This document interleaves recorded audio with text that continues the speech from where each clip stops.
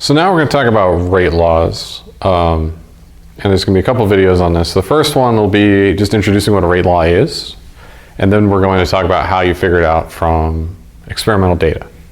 All right, so this is going to be relating our rate of our reaction to our concentration of all of our reactants. So if we know our concentration of our reactants, we know the rate law, we can calculate a reaction rate. And so, if we have our general reaction here, A plus B gives us C, well, our rate is going to be defined. This is just a general formula for this. There's no numbers right now. Our rate is going to equal K times concentration of A to the power of M times concentration of B to the power of N. This is what a rate law looks like. So it's all of your reactants, boom, boom, boom, boom, boom, with exponents, and then this rate constant K. We'll talk about that more in a second. But first, let's talk about these exponential values, M and N. All right? So these are our rate orders. And these have to be measured. These have to be experimentally determined. So it's not like you know this right out the gate. This chemical formula does not tell us what M and N are. So a reaction can be 0th, 1st, 2nd, or 3rd order in this class. Sometimes there are decimals in the real world that happen. Sometimes it's like 2.5th order, things like that. I'm sure there's something out there that's like 4th order.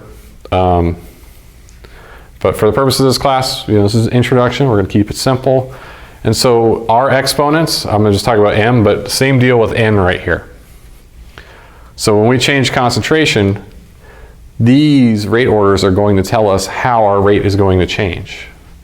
So if something is 0th order, that means that my exponent is 0.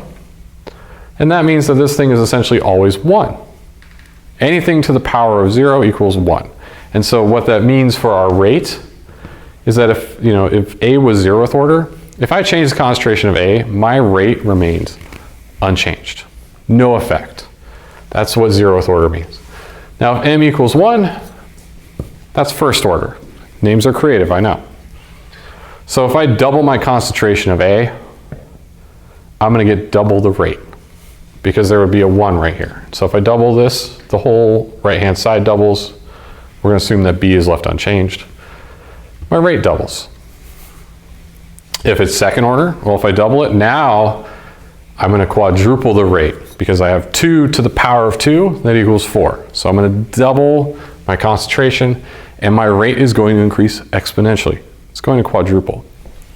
And if I have 3rd order, that's going to give me 8 times the rate. So I have an even more dramatic effect.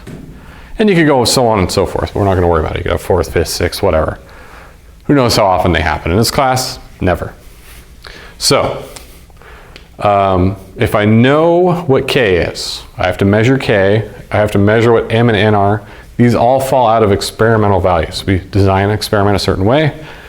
We get our results. And we calculate what our exponents are, we calculate what our rate constant is, and that gives us a rate law. So we can anticipate a rate at any given situation, any combination of concentrations of A and B. We can determine what our rate will be. That's what a rate law enables us to do. So it's telling us our rate with relation to concentrations. Now the last thing I'm going to talk about with this equation is K. So the units of K are going to vary depending on what my exponents are and how many reactants there are. So here's what you got to remember about K. So it is a rate constant. It's not going to change. Once you know what it is, it stays constant unless you change temperature. We'll get there. But at a given temperature, it doesn't change. My rate is always measured in molarity per second.